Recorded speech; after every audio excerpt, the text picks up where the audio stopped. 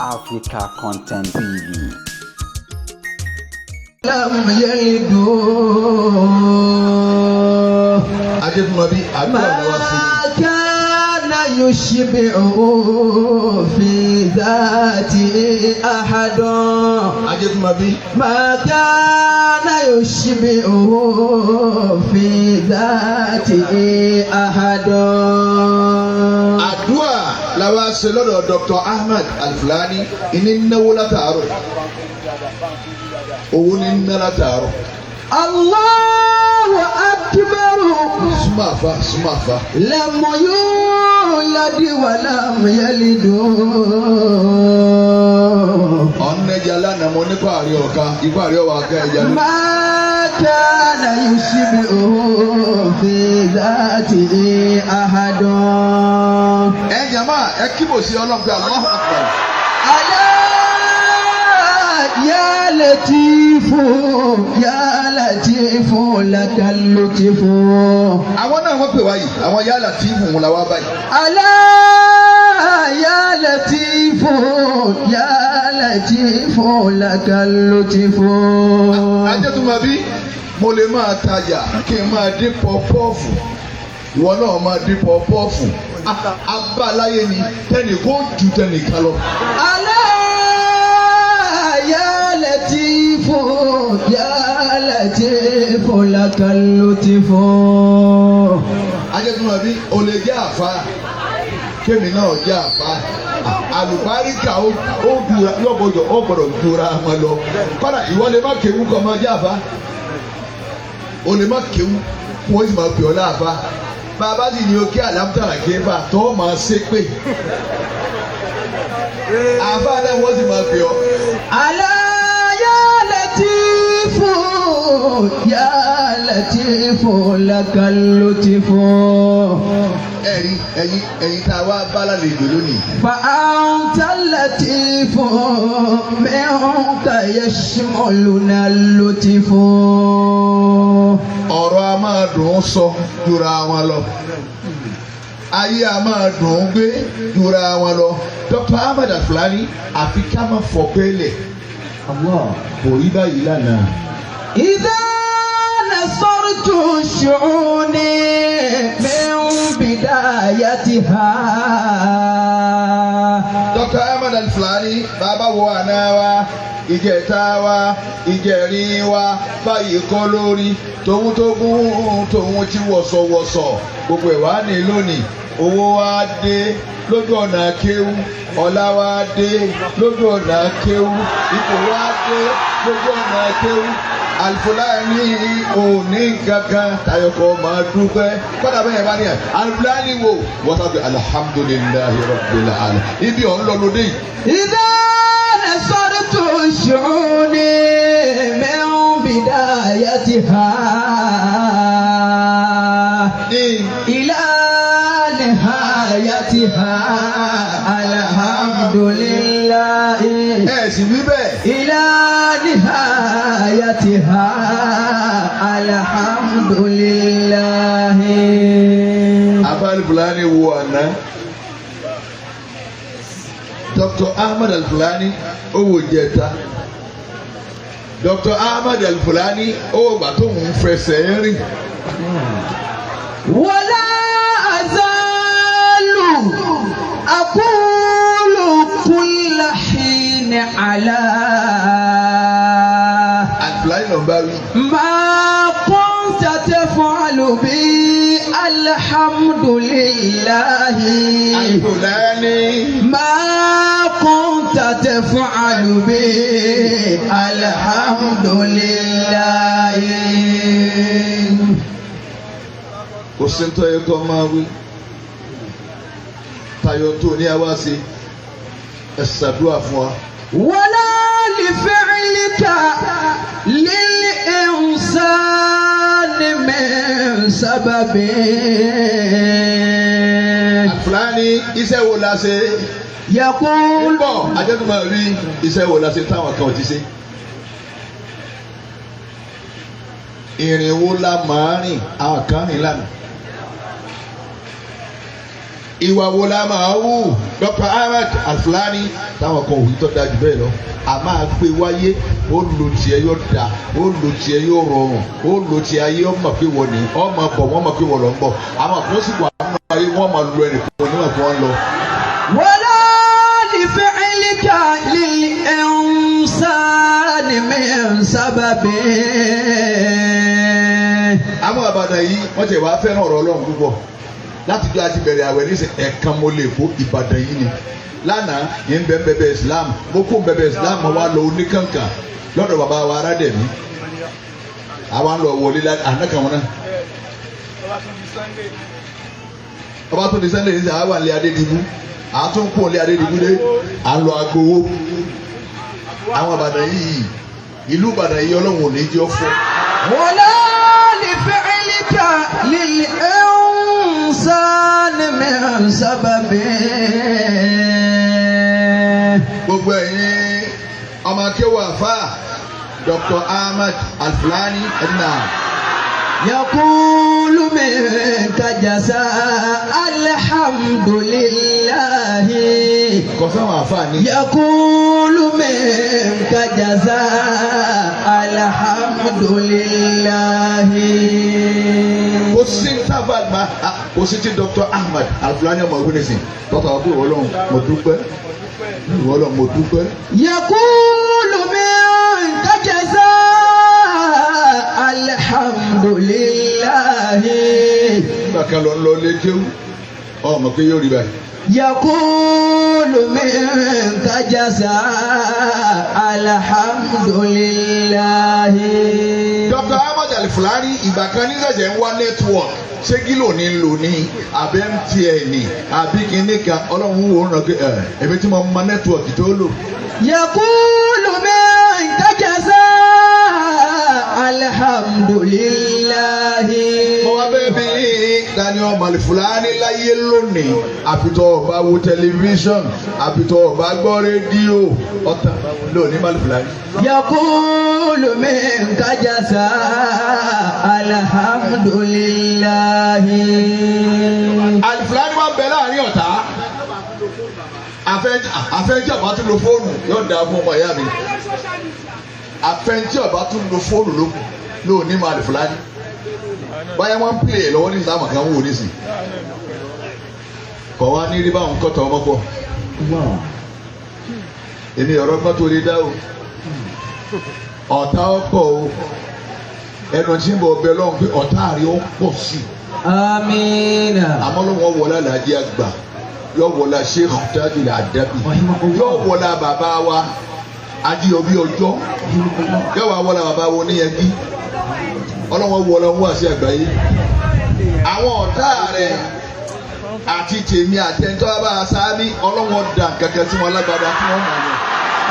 آمين. wàlá àkú. ولا أزال أقول àfààní n ò ní yẹ n ò sì ní kò. أقول wọ́n máa wí báyìí. كل حين على gbogbo gbà ẹ máa gbọ́ tí wọ́n máa wá wí. ما كنت تفعل به الحمد لله. ẹ̀yin náà wí bẹ́ẹ̀. ما كنت تفعل به الحمد لله. ọmọ ọgbọ́n jà wí àmọ́ ọgbọ́dọ̀ gbọ́ orin àjẹgán mú ìdíwọ́ wọn kọ̀ọ̀kan mú. ما كنت تفعل به الحمد لله. ẹ jẹ́ yín sí ẹ wí bẹ́ẹ̀. ما كنت تفعل به الحمد لله. obìnrin tí ń wádọ̀ wa ní ẹ̀yìn aláàjì kọ́dọ̀ ẹ̀yin tẹ́ ẹ bá rí pé ìwọ yìí wá ní ilé náà mo fi ọ́ sí ilé náà mo bá ọ ẹ ṣe wá àsìkò ẹjẹ́ ọmọ wa bí àwàdà bá ilé máa ṣe táwọn ọlọ́run ọmọ wọlé wá kẹlẹ̀kùn bí àwàdà bá ilé máa ṣe táwọn àṣẹ ọlọ́run ọmọ bá ọmọ bí àwàdà bá ilé máa ṣe bọ́rọ̀ ọ̀yàn bá díjú bẹ́ẹ̀ bá débẹ̀ ẹ̀ sì yẹn jó ẹ̀. يوفق من يشاء خيرا بلا طلب ọlọ́run ti ṣe ní ayé tí mo bí. من غير حب له والفضل لله. ọlọ́wọ́n wọlá làbí àgbà àfa àgbà yóò wọlé àwọn àfa àti mọ̀fẹ́ ká yìí. من غير حب له والفضل لله وأدعوك يا رحمن في كل حاجة. ọlọ́run mo fi Alifulani Dr. Alifulani Ahmad mo fi lé ọ lọ́wọ́. أروم قضاها بكرام الفضائل. gbogbo ọ̀nà tọ́ta lè gbà ọlọ́run oníjọ́wọ́ wọn ti ọ Dr. Ahmad. بتاج الأديب ثم زكريا تاجنا.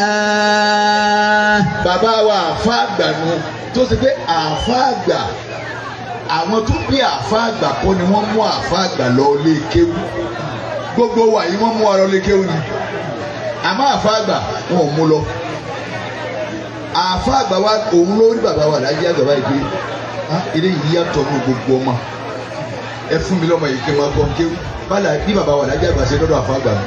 بتاج الأديب ثم زكريا تاجنا. ọlọ́wọ́n bu ọlá àfa àgbà Alifulani ọ̀sẹ̀ bẹ̀rẹ̀ ni. لمؤمن بحر العلم بين المحافل. ọlọ́run wọlé àfa mi ni wọ́n ti dákọ̀ ni ọlọ́run bu ọlá àwọn Alifulani ò ní lè yìí mọ́. بتاج لدين الله يحيى كالأنسوي. ọlọ́run wọlé àfa wa yàyà Alifulani wọ́n máa lé ọmọ òsì ní bá. كذلك تاج العارفين المزمل. ọlọ́run wọlé àfa àgbà Tajul Arifina Alifulani bọ́ ọ bá wù ọ̀tún etí ọ̀pá ọlẹ́kùn ò ní rí bẹ́ẹ̀. كذاك بتاج العابدين أقله. ọlọ́run tún wọlé ẹni tó tún dákọ̀ ni ọlọ́run fi níyìn wá pàǹdà kọ́ mọ́ wọn lórí Alifulani bọ́ ọ bá wù òsì báyìí etí ọ̀pá òun lórí ẹ̀ ò ní rí bẹ́ẹ̀. إمام لملوي صالح الدين كامل. orí àbámọ̀lẹ́nu ọlọ́run tún wọlé àwọn Alifulani bọ́ọ̀ bá ń lọ àbùkù ní tẹ̀lé ọ. وسلمان عاكف وهو مفتي لديننا. ọlọ́wọ́n wọlé bàbá wa ké lọ́mọdá àwọn ni wọ́n wí ni àwọn wà níyì ọlọ́run ni Alifulani gbogbo tó bá dáwọ́lé ó sì máa ń lábàáyọrí. ولجا تكجا قبلة للمسائل. ẹ̀yin yá Latif gbogbo ń tẹ̀ ń gbọ́ ni ọlọ́wọ́ mú yọ wá àmọ́ wá sọ pé àáfà àbáyìí nítòhún ṣe ni àáfà àbáyìí àmọ́ lónìí àwa ṣàdúrà ni. وبالعلم الفرد المربي كمالنا. tọ ọlọ́run wá wọlé àdájí àgbà ọlọ́run wọlé àdájí àgbà bàbá ọ̀sẹ̀ nìkan rí ẹnìkan ọ̀fẹ́jọ́ àdájí àgbà sùn rí báyà wọn fẹjọ́ mi sùn lọ́wọ́ lé lánàá lẹ́sìn. وبالعلم الفرد المربي كمالنا. yọjọ ẹlòmíì ọmọ ìjọbi tó wà ní ẹgbẹ alihamudulilayi ababuhari agbẹnu alurani ẹlòmíì ò tí ì níwájú báyìí. وبالعلم الفرد المربي كمالنا وجمعتنا زين الدين المفادي. Dr. Ahmad Alifulani ni ọlọ́wọ́n wọlé àfa àtọ́ tó dá ọkọ̀ tán ní sẹ́wọ̀n bọ́ọ̀ bá ń lọ báyìí ọlọ́wọ́n oníjà yíyọ sókè yẹn ní ìgbà rẹ̀ ti tán. كذلك مولانا شريف لديننا.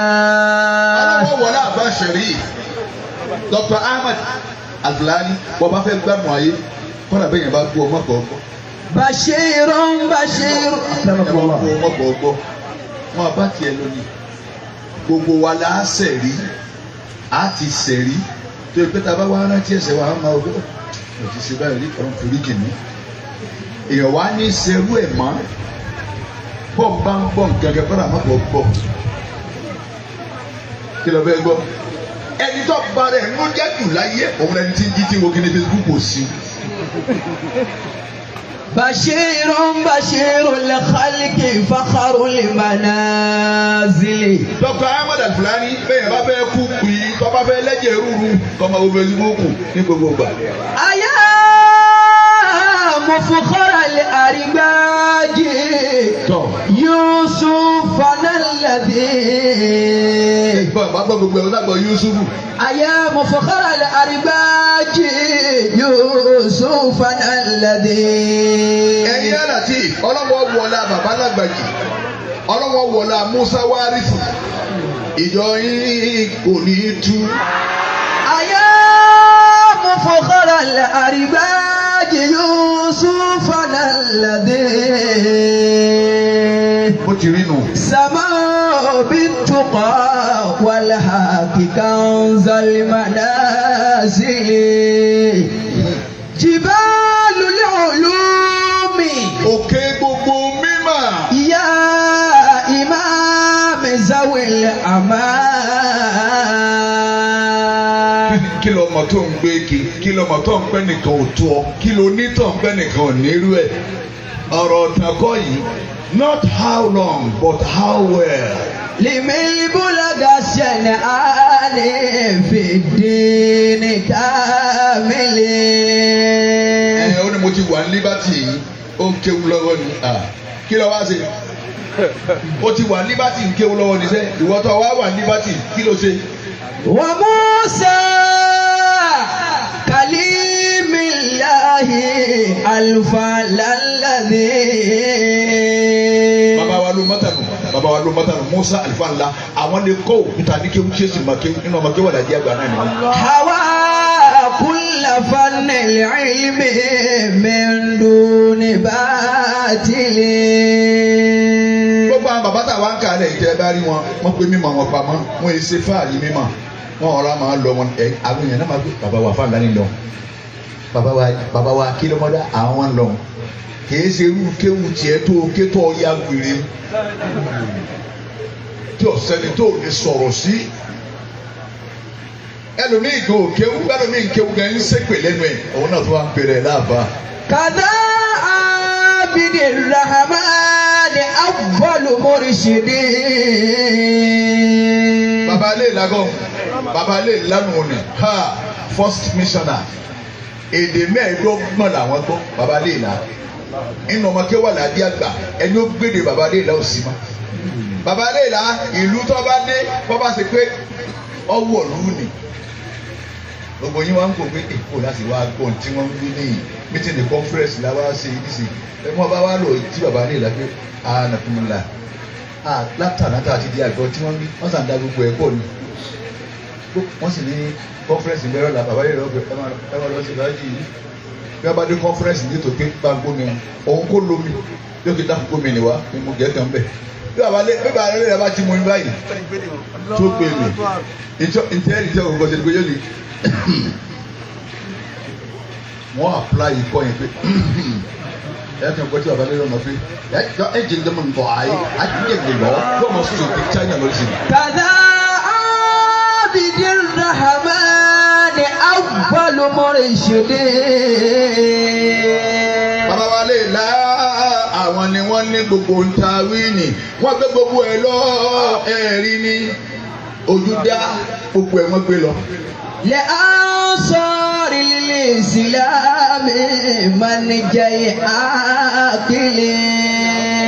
Ẹ dúró ti àfa Dr. Ahmad Al-Fulani dáadáa o ẹ dúró ti dáadáa bọ́bá ti jẹ́ mo bá fẹ́ máa ṣètẹ́wò fún yín ní pé alájà ìwọ jáde níjẹ́ o ti wo àṣàlátù yìí orí yàtọ̀ ọlọ́lọ́mọ yẹn tí ọmọ sọ yàtọ̀ dáadáa tó ń orí nìsín.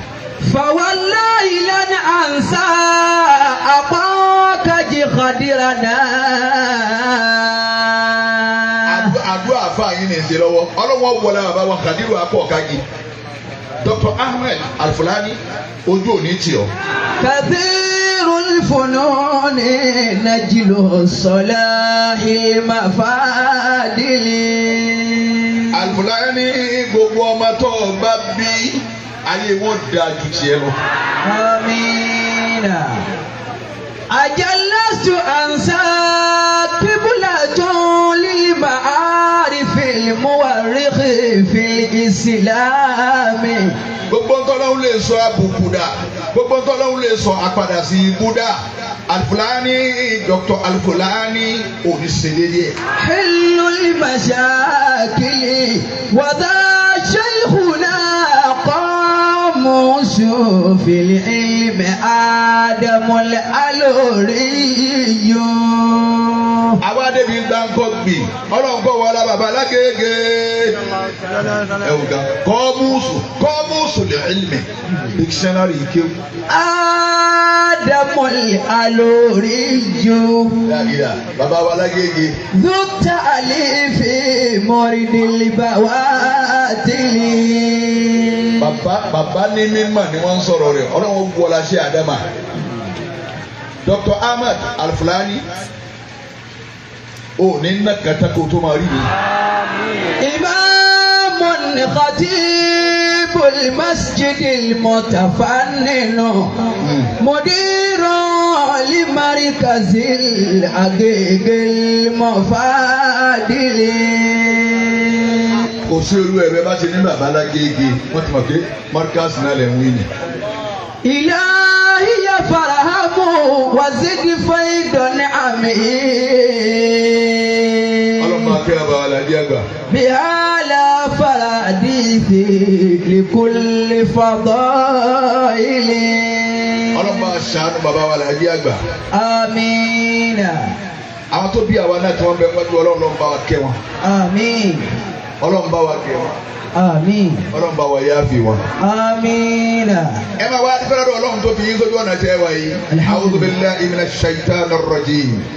bismillahir rahmanir rahim. èmi náà ń tá ìmọ̀ ara mi ẹ má wọrí. أعوذ بالله من الشيطان الرجيم. ẹ sì bá ń parí ẹ. بسم الله الرحمن الرحيم. alhamdulillahi alladhi hadana lihaza. الحمد لله الذي هدانا لهذا. alukurani lè gbọ́ ni. وما كنا لنهتدي لولا أن هدانا الله. ẹ wo alukurani ó ní alhamdulillahi alladhi hadana lihaza. الحمد wíwá tẹ wáyé ẹ̀ẹ́dá wa rárá ìmọ̀nà ọlọ́run lẹ́fìdọ́mọ́kéwù Al-Fulani. الحمد لله الذي هدانا لهذا. abáwa bọ̀rọ̀ kìíní ìmọ̀nà ọlọ́run ní gbogbo wa fi wá pé báyìí múná lọ yálà tí ìgbà wa lọ ìmọ̀nà ọlọ́run ni bọ́bá sóògùn ni yóò ti bàjẹ́ wọ́n ti pèpè kọ́ wá rì níwọ̀n ẹ̀. الحمد لله الذي هدانا لهذا. agbẹ́bọ̀rọ̀ ohun tó fi wá mọ̀nà bá a ti wà yìí òjì ajẹ́lẹ́gún òjì ajẹ́lẹ́gọ́ òjì á máa yín ẹran lọ́rùn àwọn kan yín lọ́rùn mi. wọ́n sì kí sàfẹ́ lómi kàǹkà mẹ́rin làwọn kórè lọ́wọ́ wọ́n bọ́ ọba wẹ̀ kátá ojú sẹ́yìn bọ́ ọba wẹ̀ kátá ojú sẹ́yìn wọ́n lé lẹ́gẹ̀ẹ́rì látọ̀ bá wá jù báyìí ọwọ́ àsáré wọ́n ti so bá lé lédi wèrè nílé. الحمد لله الذي هدانا لهذا. bẹ́ẹ̀ kẹ́mi títì ibi tí ń lọ ìlànà Fúlàní ti dé yìí. الحمد لله الذي هدانا لهذا. bọ́ ọba máa gba bàǹbarì yìí kéwú ibi ẹ̀tọ́ ń lọ náà ìlànà Fúlàní ti dé yìí. الحمد لله الذي هدانا لهذا. torí gbẹni tó bá mọ̀nà nínú wọn nísìnyí Al-Fulani sàgbákò oríire wájú ọlọ́run báyìí èyí tọ́lọ́run bá ti ní ọ mọ̀nà láàrin yín lọ́dọ̀ tiwa gbogbo àwọn alásàlátù tiwa àwa ń kọ́ wọn bí wọ́n ti ń wẹ̀ kú nígbà yá rí ó kú tó máa lọ lẹ́kẹ̀rin lọ́gbọ̀n lọ́hún lọ́ọ́ pé ìyá kan wá wọ́n máa wo hòhò yá rí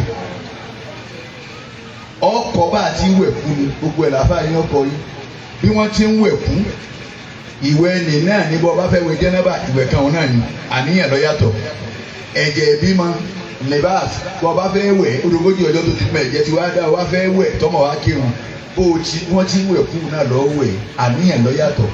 alhamdulillahi alladhi hadana lahadha. ọ̀wẹ̀ bí ó ga kó o tó wẹ̀ bí ó kúrú. ẹ ti dákẹ́ díẹ̀ wọn inú mi dùn. Al-Qur'ani la dúpẹ́ bọ́lọ́hún ọba wórí ọba tó ṣe abodi ṣe àyè tó fi amọ̀nà báyìí bí ọba fi amọ̀nà ní wábì. wa ma kunna linahtadiya. wa ma kunna linahtadiya àbá ti jẹ́ ni ọmọ̀nà. ẹni ọlọ́run bá bùn ní man tafakkara shakara. Allah. gbogbo ẹni tí wàá máa kanú gẹ́gẹ́ báyìí tí máa ronú lọ́n tí máa ronú báyìí ṣàkàrọ̀ yóò sì máa dúpẹ́ bọ́lọ́hún àgbàlagbà náà mú wá ọ máa dúpẹ́ bọ́n bá ń ronú nípa ọlọ́run ó sì máa dúpẹ́ bí wọ́n ti jókòó wọn ẹnìkan wá kó wọ́n jókòó bẹ́ẹ̀ àfi kí wọ́n fọwọ́ mú ìwọ́délé sínú tàbí kọ́dà oorun ní òjò lè káásá mú wọ́n wá ń fowó ra oorun fẹ́ nìkan ní ọlọ́lọ́mọ òògùn tí ń lò lálẹ́ pé kó lè bá a sùn torí bẹ́ẹ̀ bá lò fún yóò sì yàtúkà lè ṣe lóṣù mọ́ ìjọ ọ̀run tí ọlọ́. alhamdulillahi alladhi hadana li hadha. ẹ̀yà láti. wa ma kunna linahtadiya. bá ti jẹ́ ni tí ó wà ní bá ti jẹ́ ni tí ó máa wá kọ́ nípa ọlọ́run ní bá ti jẹ́ ni tí ó máa wá kọ́ nípa ẹ̀sìn yín níyà yín bí bá ṣe pé. lawla an hadana Allahu. bí bá ṣe kọ́ lọ́run fi wá mọ̀nà ẹni tẹ́ rí tí ń ṣàìdá ni ẹ má bu púpọ̀ ẹ tọrọ àdúrà wọn ni ó lè ṣe rédèrèdè báwọn yọ kan lọ sí dáadáa ẹyọ kan ọlọ́run ọba tó sòrò gbè yá ọlọ́run ọba pé mo sọ ọ́ dẹ́ni mi. hamidullah rabbi idh hadani. àwọn òfin ọ̀lẹ̀ ní ìlà máa lọ. ilal islami wad dinil hanifi. táǹtì amọ̀nà tá a fi ń kírun bẹ́ẹ̀ ni àkọ́kọ́ tí wọ́n kọ́kọ́ yẹ̀wò tá a bá kú tán ẹ̀yin yálà tí ẹ gbogbo ẹnu sọ bàbá kú tán báyìí ẹrù tí wọ́n kọ́kọ́ yẹ̀wò báyìí irun ni irun ìjọ ń kírun ǹjẹ́ wákàtí mara àwọn ìjọ mọ́ ọ̀la ọmọ ìyá mi látòní tó ti gbọ́ lọ́dọ̀ Bùkárí Musa yìí yọ mọ́ ọ̀la máa kírun wọn ò ní béèrè ilé wọn ò ní béèrè ẹ́sítéètì rẹ wọn ò ní béèrè mọ́tò tó rà ní $150 million wọn ò ní irun dáa òun là kọ́kọ́ tí wọ́n kọ́kọ́ yẹ̀ wò. hamidullah rabbi idh hadani. ọmọ wa dúpẹ́ bọ́lọ́run tó fi ọmọ nà tó yẹ wa tó wà yí bẹ́ẹ̀ tọ́lẹ́ ni ọmọ nà ńlá tẹ̀lé Dr. Ahmad Al-Fulani ni. ilal islami wad dinil hanifi. àbáyé alókoto gbogbo tọ́lọ̀ ń fi sàánú yẹn ló kó ti Dr. Ahmad Al-Fulani a máa sàánú nísìnyí ọgbọ̀n ọmọ kan síwájú ọmọ kékeré yìí ó lè pé kéyìn náà kéyìn kọ́dà kírísítẹ́nì òkè àwọn wà ní bisimilayi rahman rahim iná abinna kankankanra wasalli lirabbi gawan inna sani aka wal abita nísìnyí ọmọ fi àwọn alágbára yìí mo fẹ́ kọ́ ọmọ yọ lọ Mọ́kà mo fẹ́ kọ́ ọmọ yọ lọ Mọ́kà nísìnyí ọmọ wọ́n pé mo fún ní iye báyìí mo fún ní iye báyìí mo fún ní iye báyìí nísìnyí owó Mọ́kà ó pé Al-Fulani ṣàánú tí jáde bẹ́ẹ̀ ṣépè kò lè mú gbogbo orin tó ṣe wọ́n sọ̀rọ̀ àjẹ́ Al-Fulani gbà yàn lẹ̀ lọ́wọ́ ọ̀yà ekele ló ń ṣe ọ́ ọ̀fẹ́ gba ṣọ́ọ̀bù ni ọkọ mi ti kú ní ṣe ọdún kẹtàlá ní tọ̀ ní ìsìnfẹ́ rìnrìn kúrin mọ̀mọ́ wa fẹ́ gba ṣọ́ọ̀bù nísìnyí Al-Fulani gbé tọ̀ gbogbo jàmá ayé ìyá yìí o nísìnyí ìyá wo rò wó tí ì gba ṣọ́ọ̀bù nísìnyí ìyá wo rò wó tí ò fi rajà sínú ẹ̀ nísìnyí la ilaha illallah. hamidullah rabbi idh hadani. tani ó ṣe bí ìjẹ. ilal islami wad dinil hanifi wa yazkuruhu lisani كل وقت.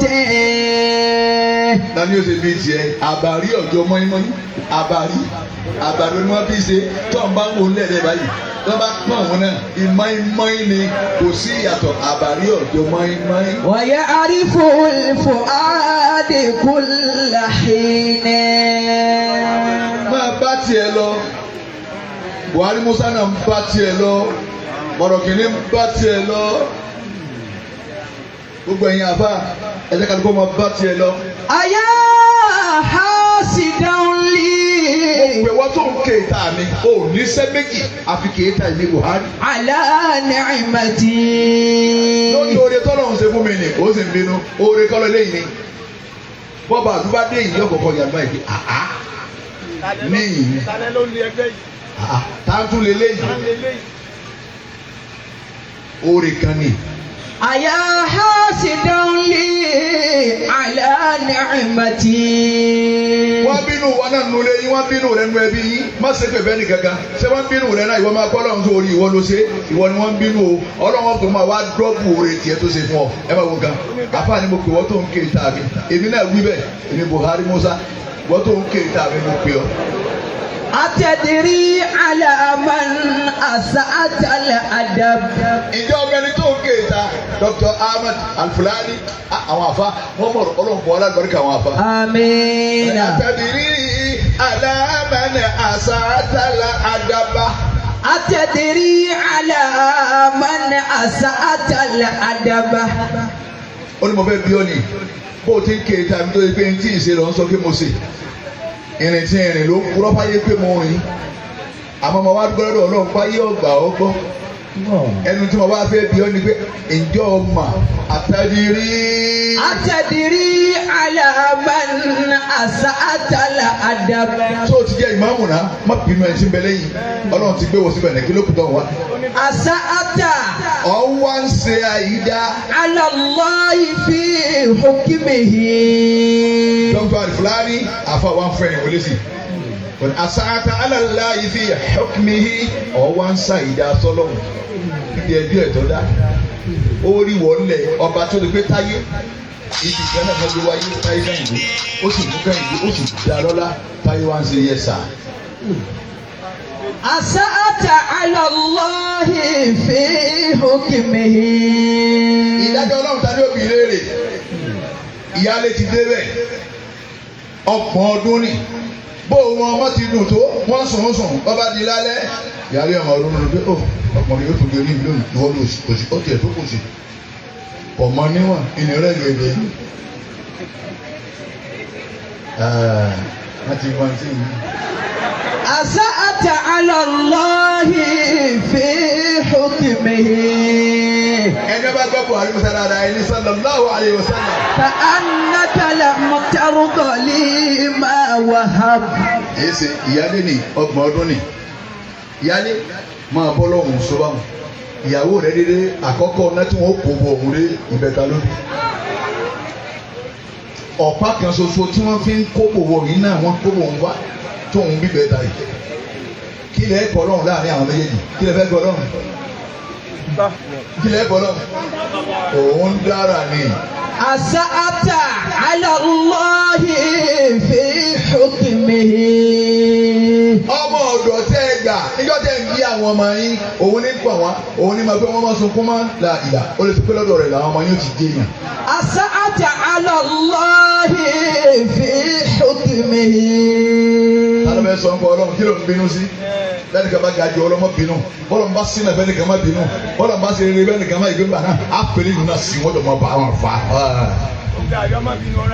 ó ń gàrí má bínú ráìsì. أسأت على الله في حكمه. Ọlọ́run dá àfáà ní lọ́lá ju tiẹ̀ lọ ìwọ náà máa bá tiẹ̀ lọ máa dúpẹ́ fọ́lọ́run. èmi wọn mọ wọn náà ládùúgbò yìí wọn ò máa àfáà mi ládùúgbò wọn. ẹ dákun àwọn àfáà àjíṣẹ́bílẹ̀ làbẹ́rẹ̀ wọ́n ní ládùúgbò wa yìí wọ́n ní síríìtì náà wọ́n pè mí ìgbọ́ rí owó ló tọ́ wa ní Lukman jọ wá kálùmọ̀ tó ń jẹ́ àfa àdìsífi òun náà ní yọ mo ti bí àdúgbò yìí kí n gbọ́ rí. أسأت على الله في حكمه. àdìsífi ní ní ìbẹ̀ ládùúgbò òun lóòótọ́ àfáàní àbáwọ̀ ọlọ́run àfọ̀rọ̀ lọ. كأنك لم ترض لي ما وهب. ìwọ tó ń bá wa bínú asáàtà alálọ́ ibi hukmihi mo fẹ́ bí ọ léèrè ẹni tó ń sa ìdásí ìjọ ọmọ ẹni tó ń sa ìdásí ni ẹni tó ń kéèta ni ẹni tó ń lára ni òun ni ọlọ́run tó dájú ẹ̀ bó ti wù tó dà. كأنك لم ترض لي ما وهب. nígbà tó ti pé ntọ́lọ́run ṣe fún mi inú rẹ̀ ò dùn sí èyí ṣe tí inú rẹ̀ ò ní dùn sí ntọ́lọ́run ṣe fún ọmọ ayá rẹ̀ kejì òun kọ́ ọlọ́run ní pín òun kọ́ ẹ̀rọ lówó tó bí olòṣì ẹ̀rọ lòṣì tó bí olówó ni ẹ̀rí wèrè tó bí mọ́tọ́ máa ń lọ iléèwé wọ́n ti gbọ́ wọn lọ́wọ́ ẹ̀ ọmọ ti bẹ̀rẹ̀ secondary school nísìn yóò wá wò ya rẹ̀ ní rádàbà o yóò sì jókòó tì tọ́ba ìṣẹ́ tó yẹ tán lọ bí ti ń gbé padà ó fi ya rẹ̀ lẹ̀ ní hòhò ní rádàbà o kí lè fẹ́ bọ́ lọ́hùn bọ́ọ̀ bá ti kírun ọ̀rọ̀ ayé wá bọ́ọ̀ bá ti kí wákàtí márùn-ún ọ̀rọ̀ ayé wá àfáyàyà. kúlù màyí Allah. gbogbo yín àgbàdo pé Allah. níta fà wí nù. man huwa Allah. ẹ̀yin ẹ̀ láti mo fẹ́ bí yín man huwa Allah ta lọ́rọ́. huwa al-latifu bi'ibadihi.